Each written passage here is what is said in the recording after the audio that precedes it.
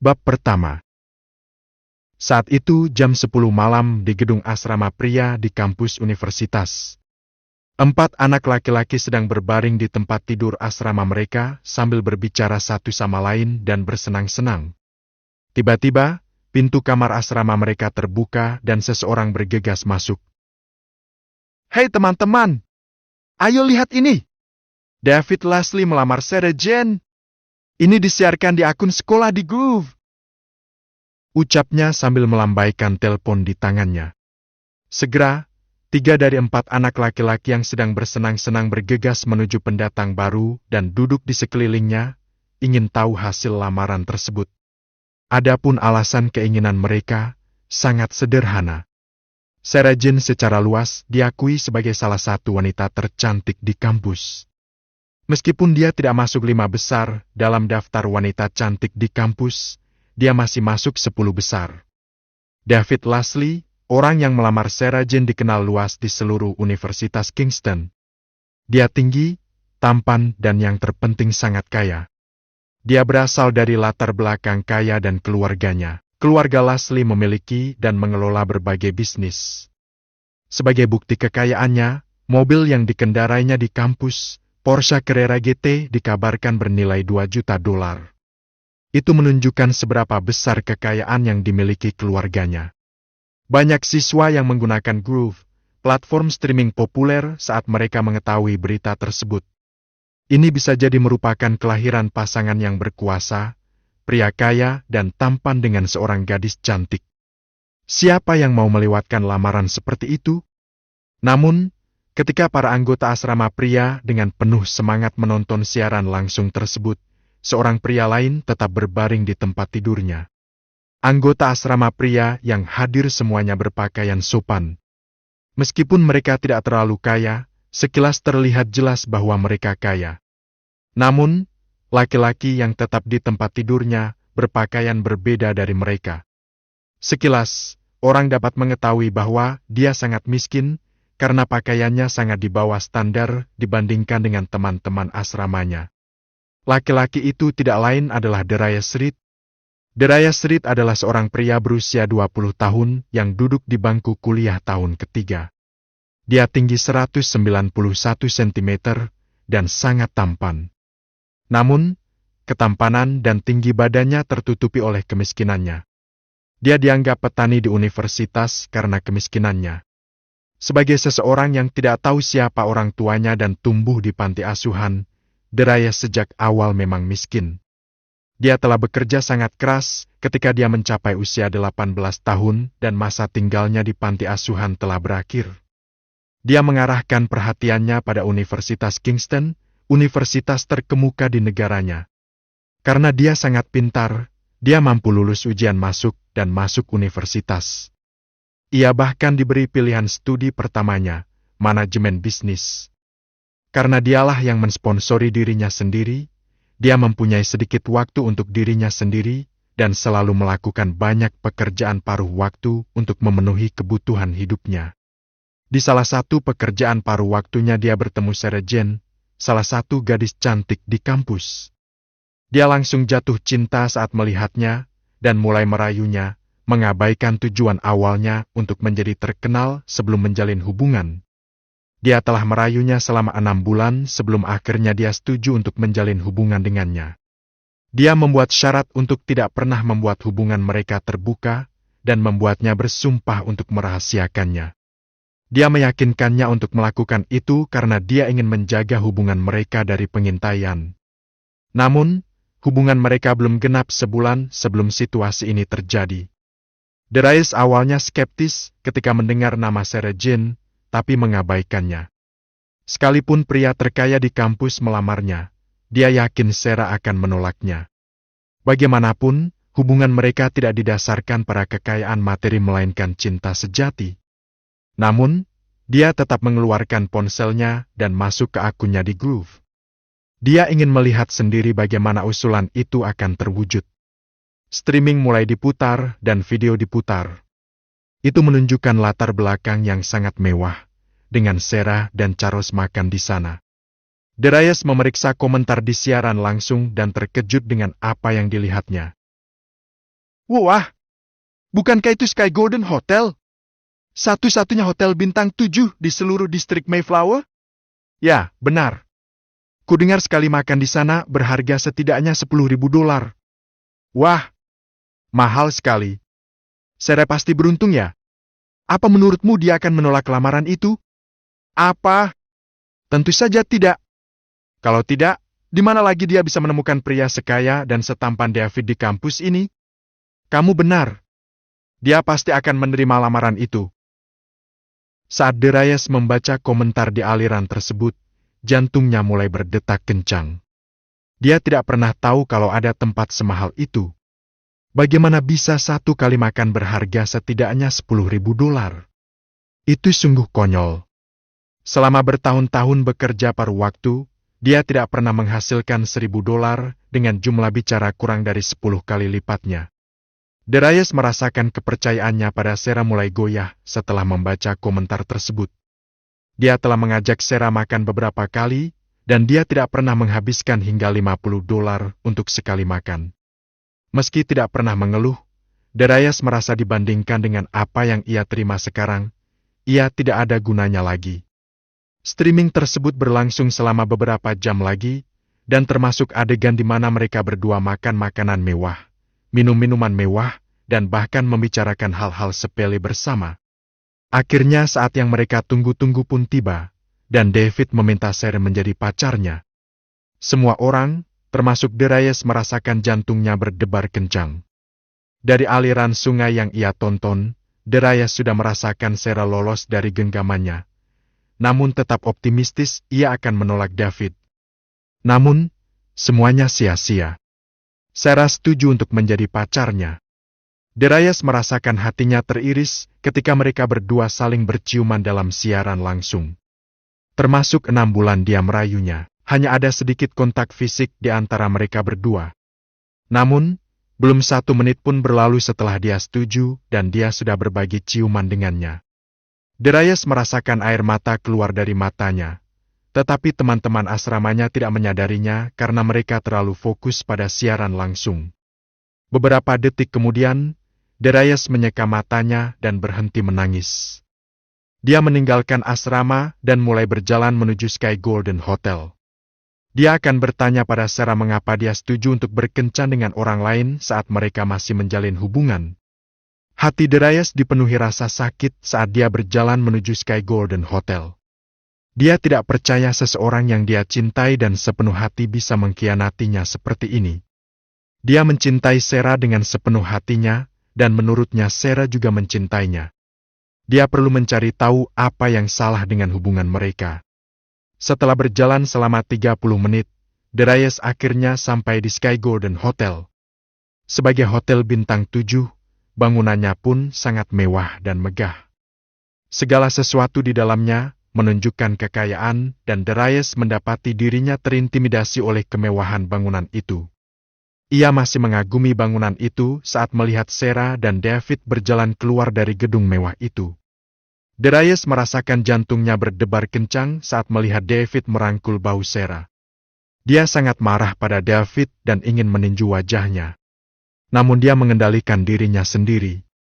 Dia di sini untuk meminta jawaban, bukan untuk berkelahi atau membuat keributan.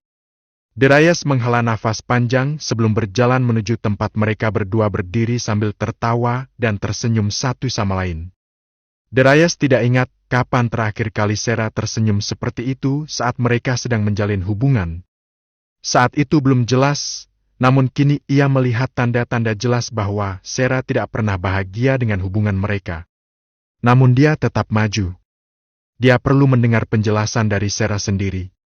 Sarah masih tertawa mendengar apa yang dibisikkan David padanya saat ia melihat sosok familiar berjalan ke arahnya. Saat itu sudah larut malam sehingga dia tidak bisa melihat wajahnya dengan jelas kecuali sosok itu mendekat. David memperhatikan Sarah sudah berhenti tertawa dan kini melihat ke arah tertentu. Dia mengalihkan pandangannya ke arah itu dan melihat sosok itu berjalan mendekati mereka. Setelah beberapa detik, sosok itu akhirnya cukup dekat sehingga mereka bisa melihatnya dengan jelas. Mata Sarah terbelalak saat melihat siapa sosok itu. Itu tak lain adalah pacarnya, Darius Reed. Jantung Sarah mulai berdetak kencang. Kenapa dia pacarnya? Atau haruskah dia bilang mantan pacarnya di sini di Sky Garden Hotel? Dia belum pernah memberitahu siapapun bahwa dia akan berkencan dengan pria terkaya di kampus, David Leslie. Bagaimana dia tahu bahwa dia akan ada di sini? Tanpa sepengetahuan Sarah, kencan makan malamnya dengan David Leslie telah disiarkan langsung di Groove. Setiap orang yang mengikuti streaming di Groove sekarang tahu bahwa dia menjalin hubungan dengan David Leslie. Bahkan sekarang, itu masih disiarkan sehingga semua orang dapat melihat dengan jelas apa yang terjadi. Darius menghampiri Sarah dan David dan memandang mereka berdua sebelum berbicara. Sarah, kenapa kamu melakukan ini padaku? David memandang Darius dan mengerutkan kening. Dia tidak tahu siapa orang itu, karena dia tidak pernah berinteraksi dengan orang yang dia anggap di bawah levelnya. Dari pandangan sekilas dia melihat pakaian orang asing itu. Dia tahu bahwa orang itu sangat miskin. Harga total pakaiannya bahkan tidak sampai $30, jadi tidak mengherankan jika dia tidak mengenalnya. Namun dia penasaran ingin tahu bagaimana bocah malang itu mengenal Sarah.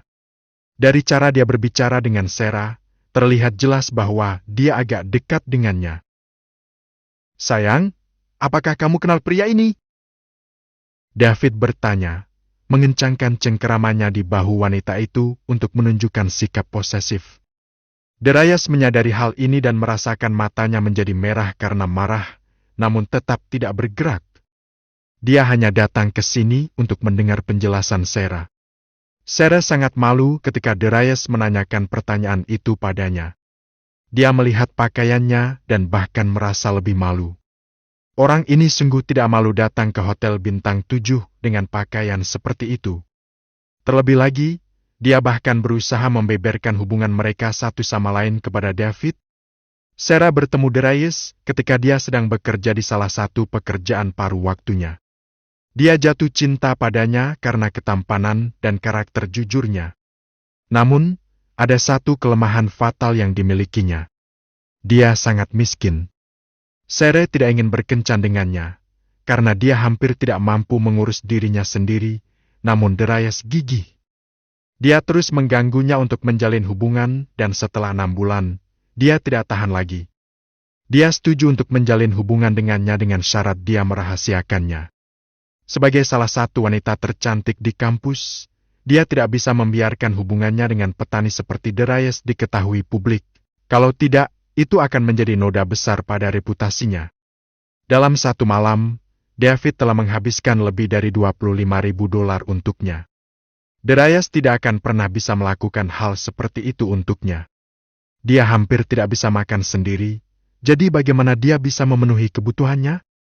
Saat dia berubah pikiran tentang hubungan mereka, pangeran tampannya David Leslie datang dan membuatnya terpesona.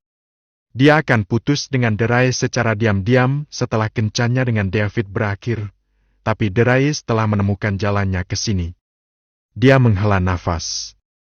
Kehadirannya tidak mengubah apapun. Apa yang seharusnya terjadi belakangan hanya akan terjadi lebih awal. Darius, aku minta maaf. Sekarang aku mau putus denganmu, kata Sarah. Dan dengan kata-kata itu, dunia Darius serasa runtuh. Bab kedua. Kau mau putus denganku? Darius bertanya, masih tidak percaya dengan apa yang baru saja dia dengar. Ya Darius, aku putus denganmu. Sebaiknya hubungan kita sampai di sini saja. Sarah berkata tanpa sedikit pun emosi yang terlihat dalam suaranya. Seperti yang kamu lihat, aku sekarang menjalin hubungan dengan pria kaya dan tampan yang bisa menjagaku. Aku mendoakan yang terbaik untukmu, Darius.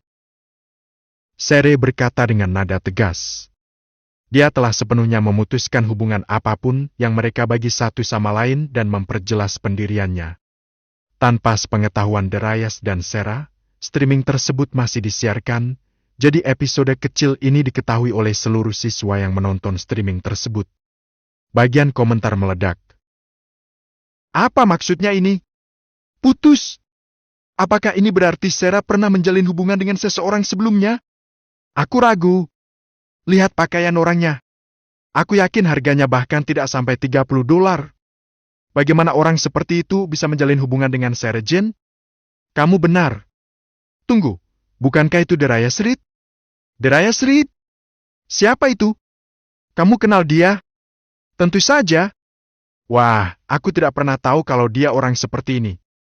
Dia mahasiswa termiskin di jurusan manajemen bisnis kita. Apa? Benarkah? Ya, dia bahkan tidak mampu membeli makanan seharga $100. Aku tidak percaya dia berani mengatakan bahwa dia menjalin hubungan dengan Sarah. Benar. Sudah jelas dia hanya bernafsu pada apa yang tidak bisa dia dapatkan. Kalau tidak, untuk apa dia menunggu sampai Sarah setuju berkencan dengan David sebelum muncul? Komentar terus membanjiri, dan tak lama kemudian semua orang di aliran tersebut mulai melihat Darius Reed dari sudut pandang baru. Namun teman asramanya terkejut. Mereka tidak tahu kapan Darius meninggalkan kamar dan pergi ke Sky Garden Hotel. Jika mereka melakukannya, mereka akan berusaha menghentikannya. Mereka juga tidak tahu pihak mana yang harus dipercaya, karena mereka tidak tahu apakah dia benar-benar menjalin hubungan dengan Sarah atau tidak. Darius tentu saja tidak tahu apa yang terjadi di bagian komentar, dan sepenuhnya fokus pada Sarah dan David. Tepat setelah Sarah mengatakan dia putus dengannya, David meninggalkan tempatnya dan berdiri di depan Sarah dengan protektif. Tidak masalah jika mereka pernah menjalin hubungan sebelumnya. Sarah sekarang menjadi miliknya, dan dia akan mundur sedikit pun membiarkan petani seperti Darius mendekatinya. Kau sudah mendengarnya. Sekarang menyerah saja. Sarah tidak ingin menderita bersamamu, kata David sambil menjulurkan lidahnya pada Darius. Darius mengabaikannya dan mencoba mendekati Sarah dengan maksud memohon padanya. Dia tidak rela membiarkan hubungan mereka berakhir seperti ini. Namun, David tidak menerima semua itu. Dia mendorong Darius ke belakang, menjauhkannya dari Sarah. Pada saat itu, Darius benar-benar kehilangan kendali. Dia mendorong David ke belakang, dan kemudian pertengkaran itu menimbulkan perkelahian. Karena Darius miskin dan selalu melakukan banyak pekerjaan, ia telah mengembangkan tubuh yang bugar dan menakjubkan. Dia sehat secara fisik dan memiliki kekuatan mentah yang besar di tubuhnya. David berasal dari keluarga kaya sehingga wajib bagi mereka untuk mempelajari berbagai ilmu bela diri seperti taekwondo, kickboxing, krav maga, dan sejenisnya. Jadi dia selalu merasa yakin bahwa dia akan berada di puncak jika terjadi perkelahian. Namun, dari pertukaran pukulan singkat tersebut, secara mengejutkan David berada di pihak yang kalah. Namun hal ini tidak mengejutkan, karena David tidak pernah menganggap serius teknik seperti itu. Dia adalah pengikut setia doktrin bahwa uang menyelesaikan segalanya. Dia percaya selama dia punya uang, tidak ada seorang pun atau apapun yang tidak bisa dia taklukkan. Namun, keyakinan buta terhadap doktrin itu telah menggigitnya sekarang. Dia kalah dalam pertarungan melawan Darius. David adalah orang yang mengatur agar tanggal tersebut disiarkan langsung di Groove. Dia ingin meningkatkan posisinya sebagai mahasiswa paling populer di kampus, jadi dia mengatur tanggal tersebut untuk disiarkan secara langsung. Rencananya adalah menunjukkan kepada seluruh sekolah bagaimana dia melamar salah satu gadis cantik di sekolah dan meningkatkan popularitasnya. Namun, dia menyadari bahwa semua rencananya akan sia-sia jika dia tidak dapat menebus reputasinya di sini. Sarah! Untuk apa kamu berdiri di sana? Hubungi security sekarang! Teriak David. Sarah segera bergerak. Mereka masih dekat dengan Sky Garden Hotel sehingga tim keamanan tidak jauh. Akan sangat buruk jika David kalah dari mantan pacarnya Darius dalam pertengkaran di hari pertama hubungan mereka. Sarah segera memanggil tim keamanan. Mereka merespons dengan cepat ketika mereka melihat David dan gadis itu datang dengan mobil sport mahal. Mereka sampai di tempat kejadian dan melihat Darius memukuli David. Mereka bergegas ke tempat Darius berada dan menariknya dari David. Sebelum Darius mengetahui apa yang terjadi, 2 tamparan keras mendarat di wajahnya. Dia mencari-cari orang yang menamparnya, tetapi ketika dia melihat Sarah memelototinya, jantungnya berdegup kencang. Tamparan itu sepertinya menenangkannya, dan dia membiarkan petugas keamanan menyeretnya pergi. Sarah bergegas ke tempat David tergeletak di tanah dan menariknya. "Ya Tuhan David, kamu baik-baik saja?" Sarah bertanya, nada khawatir terlihat jelas. David tidak menjawab. Pandangannya tertuju pada tempat Darius dibawa pergi oleh petugas keamanan. Sejak saat itu, ia menumbuhkan kebencian yang sangat kuat terhadap Darius. Seluruh rencananya telah hancur karena petan yang sangat sedikit itu. Dia telah menghabiskan lebih dari $50.000 dalam satu malam untuk membuat proposalnya sempurna. Namun kemudian dirusak oleh petani kecil itu. Dia bersumpah untuk menunjukkan padanya neraka ketika dia kembali ke kampus. Dia berbalik dan berjalan menuju mobilnya dengan Sarah mengikuti dari dekat. Dia tidak tahu apa yang akan dilakukan David. Tapi dia tahu sesuatu yang besar akan terjadi. Sedangkan setelah David dan Sarah pergi, Darius diserahkan ke polisi oleh petugas keamanan. Mereka memborgolnya dan memasukkannya ke dalam mobil sebelum membawanya ke kantor polisi. Dalam perjalanan menuju kantor polisi, Darius hanya terdiam. Pikirannya masih sibuk memikirkan perpisahan yang baru saja ia lalui. Tidak ada lagi keraguan dalam dirinya. Sarah telah mengakhiri hubungan mereka. Semuanya sudah berakhir sekarang. Sesampainya di kantor polisi, Darius turun dari kendaraan dengan tatapan kosong di wajahnya. Mereka membimbingnya ke sebuah ruangan di kantor polisi dan menyuruhnya duduk. 5 menit kemudian, seorang polisi masuk ke kamar. "Darius Reed, apakah aku benar?" Darius menganggukkan kepalanya. Dia sedang tidak ingin berbicara. "Kamu didakwa dengan 3 pelanggaran atas perilaku kamu malam ini. Kamu didakwa atas penyerangan, kekerasan, dan mengganggu ketertiban umum." Mata Darius membelalak. Dia tidak tahu bahwa dia dituduh melakukan begitu banyak pelanggaran. "Untuk membayar kejahatanmu, kamu harus membayar sejumlah $5.000 atau kamu akan menghabiskan 3 hari berikutnya di penjara. Itu akan sangat buruk bagimu, bukan? Kamu seorang mahasiswa di Universitas Kingston. Universitas tidak mau menerima siswa dengan catatan kriminal. Catatan seperti itu di arsipmu pasti akan membuatmu dikeluarkan." Darius merasakan kepalanya berputar tak karuan. $5.000. Dari mana dia bisa mendapatkan uang sebanyak itu? Seolah polisi itu mengetahui kekhawatirannya, dia berbicara lagi. "Jika kamu tidak punya uang sebanyak itu sekarang, aku akan memberikan ponselmu untuk menelepon sekarang. Namun, kamu hanya punya waktu 1 jam untuk membayar. Kalau tidak, aku tidak akan bisa membantumu. Terima kasih banyak." Darius berkata sambil mengulurkan tangannya, mengambil ponsel lamanya dari tangan polisi yang terulur. Polisi itu menghela nafas.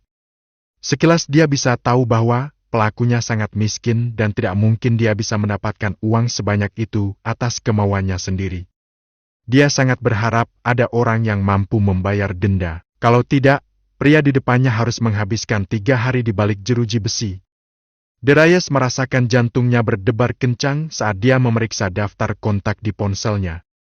Telepon sangat menderita akibat pertengkarannya dengan David.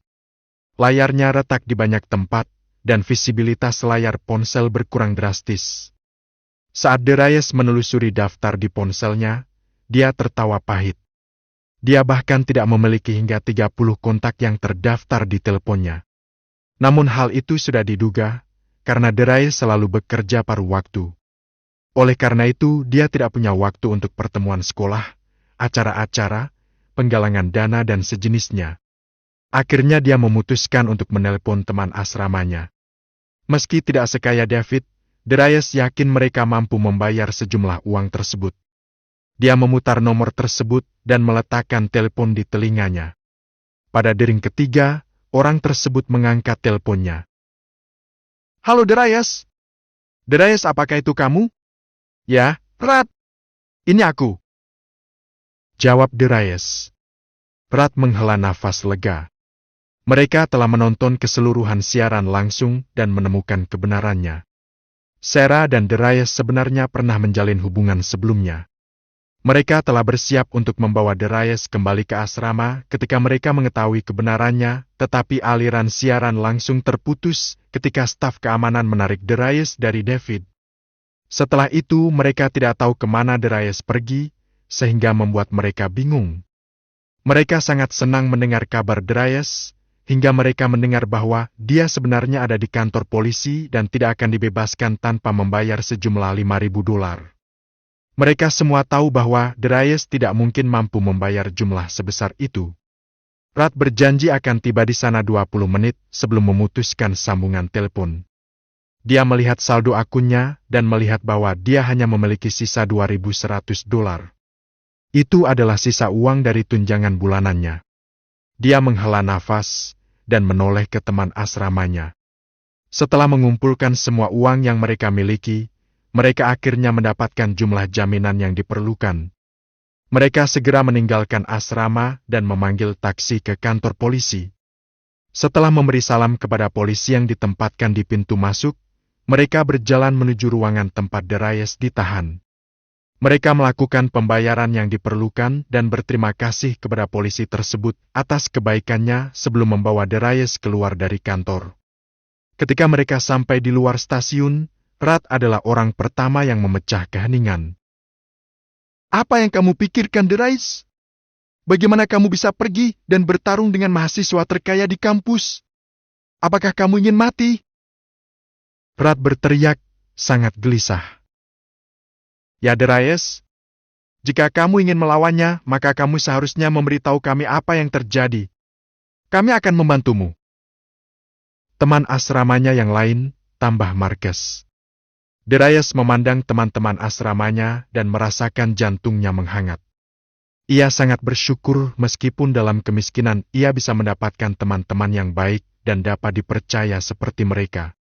Dia merasa sangat bersyukur, seolah-olah bukan karena mereka, dia akan berakhir di balik jeruji besi dan kemungkinan besar akan dikeluarkan dari universitas. Darius berbalik menghadap mereka dan membungkuk dalam-dalam, mengungkapkan ketulusannya. "Aku sangat berterima kasih atas bantuan yang kalian tawarkan.